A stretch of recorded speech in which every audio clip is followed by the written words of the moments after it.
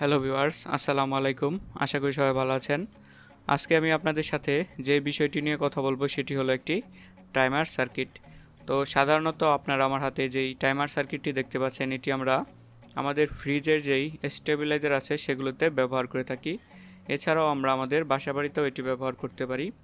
এটি আমরা কেন ব্যবহার করব? কারণ আমাদের বাসাবাড়িতে যখন বিদ্যুৎ চলে যায়, যখন আবার পুনরায় বিদ্যুৎ আসে, তখন কিন্তু আমাদের যে সাপ্লাই ভোল্টেজটি থাকে সেটি কিন্তু একটু অতিরিক্ত থাকে বা হঠাৎ করে একটু ওভার ভোল্টেজ চলে আসে।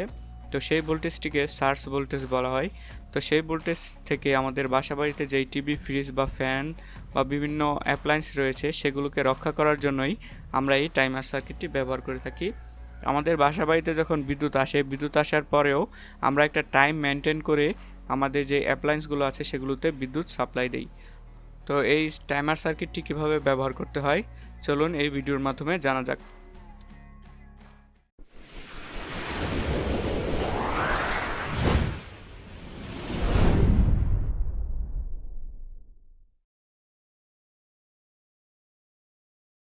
তো আপনারা আমার হাতে যে সার্কিটটি দেখতে পাচ্ছেন এটি হলো একটি টাইমার সার্কিট।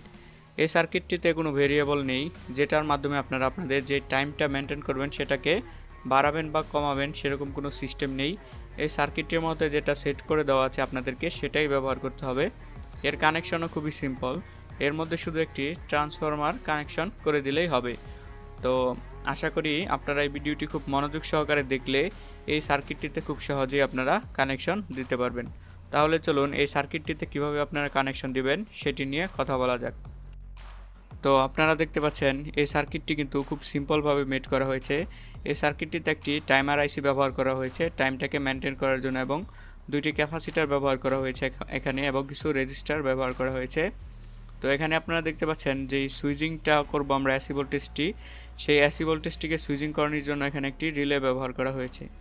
তো একটি রিলে কিভাবে কাজ করে সেই ভিডিওটি কিন্তু আমার এই চ্যানেলে রয়েছে। তো আমি ডেসক্রিপশন বক্সে লিংক দিয়ে দিব, অবশ্যই সেই ভিডিওটি দেখে আসবেন। তো এই সার্কিটটিতে পাওয়ার দেওয়ার জন্য আমাদেরকে একটি ট্রান্সফরমার ব্যবহার করতে হবে। তো আপনারা দেখতে পাচ্ছেন এখানে আমি একটি 12 ভোল্ট 1000 মিলি এম্পিয়ারের একটি ট্রান্সফরমার নিয়েছি এই সার্কিটটিতে পাওয়ার দেওয়ার জন্য। তো একটি ট্রান্সফরমারের মাধ্যমে আপনারা কীভাবে খুব সহজেই এসি ভোল্টেজকে ডিসি ভোল্টেজে রূপান্তরিত করতে পারবেন সেই ভিডিওটি কিন্তু আমার এই চ্যানেলে রয়েছে, আমি ডেসক্রিপশন বক্সে লিংক দিয়ে দিব।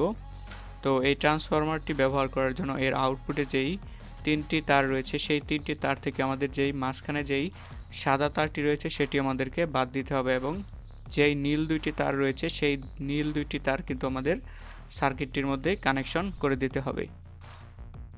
তো আপনারা দেখতে পাচ্ছেন ইতিমধ্যেই আমাদের যেই ট্রান্সফরমারটি ছিল সেই ট্রান্সফরমারটি কিন্তু আমরা যে সার্কিটটি নিয়েছিলাম সেই সার্কিটের সাথে কানেকশন করে দিয়েছি। তো এই সার্কিটটিতে ট্রান্সফরমার কানেকশন করার জন্য আমাদেরকে লক্ষ্য রাখতে হবে সার্কিটটির কোথায় 4টি ডায়োড একসাথে রয়েছে।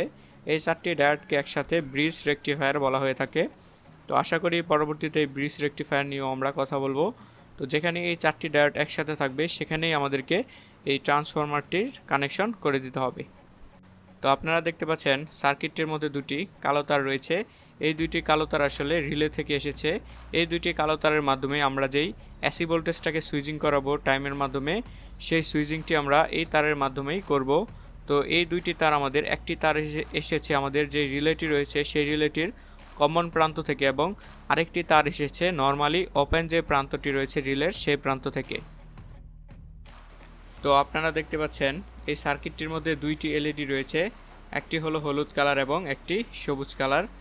হলুদ কালার যে এলইডিটি রয়েছে এটি আমাদের সার্কিটটি যখন ডিলে টাইমে থাকবে তখন এই হলুদ কালার এলইডিটি জ্বলবে, এবং যখন আমাদের ডিলে টাইমটা শেষ হয়ে আমাদের অ্যাপ্লায়েন্সের মধ্যে সাপ্লাই দিয়ে দিবে সার্কিটটি এসি ভোল্টেজ, তখন আমাদের যেই নর্মাল যেই এলইডিটি রয়েছে সবুজ এলইডিটি, যখন আমাদের সার্কিটটি নর্মাল অবস্থায় থাকবে তখন আমাদের সার্কিটটির যে সবুজ এলইডিটি রয়েছে সেটি জ্বলবে।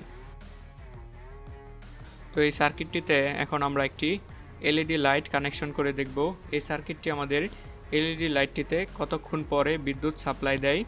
এই সার্কিটটির মাধ্যমে আপনারা কীভাবেই খুব সহজে আপনাদের বাসাবাড়ির যেই স্টেবিলাইজার রয়েছে সেটার টাইম কিভাবে মেনটেন করবেন। তো সেই সার্কিট ডায়াগ্রামটি যদি আপনাদের কারো লাগে অবশ্যই আমার ফেসবুকে পেজ রয়েছে হাউ টু মেক নামে, সেই পেজে মেসেজ দিবেন, আমি তাদেরকে সার্কিট ডায়াগ্রাম দিয়ে দেব। তো পেজটির লিঙ্ক আমি অবশ্যই ডেসক্রিপশন বক্সে দিয়ে দিব, সেখান থেকে আপনারা অবশ্যই পেজটিকে ফলো করে রাখবেন।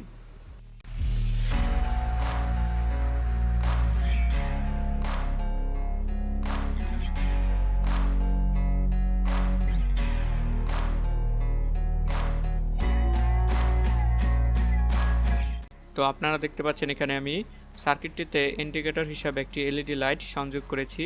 তো আপনারা দেখতে পাচ্ছেন এই সার্কিটটিতে যখনই আমি পাওয়ার দিচ্ছি তখনই কিন্তু আমাদের যেই হলুদ লাইটটি রয়েছে সেটি কিন্তু ইন্ডিকেট করতেছে, অর্থাৎ আমাদের যেই সার্কিটটি রয়েছে সেটি কিন্তু ডিলে টাইমে রয়েছে। আবার যখনই আমাদের ডিলে টাইমটি শেষ হয়ে যাচ্ছে, যখন আমাদের এলইডিটি জ্বলে উঠতেছে, তখনই কিন্তু আমাদের সার্কিটটির মধ্যে যেই ইন্ডিকেটর যেই সবুজ এলইডিটি রয়েছে সেটি কিন্তু জ্বলে উঠতেছে, তার মানে তখন সার্কিটটি নর্মাল অবস্থায় রয়েছে। এখন আমরা একটি স্টপ ওয়াচের মাধ্যমে দেখব আমাদের যে সার্কিটটি রয়েছে সেটি কতক্ষণ পরে আমাদের যেই এলইডিটি রয়েছে সেটিকে জ্বালায়, অর্থাৎ কয় মিনিট বা কত সেকেন্ড পরে আমাদের যেই সার্কিটটি রয়েছে সেটি আমাদের যেই এলইডিটি রয়েছে সেটিতে পাওয়ার দেয়।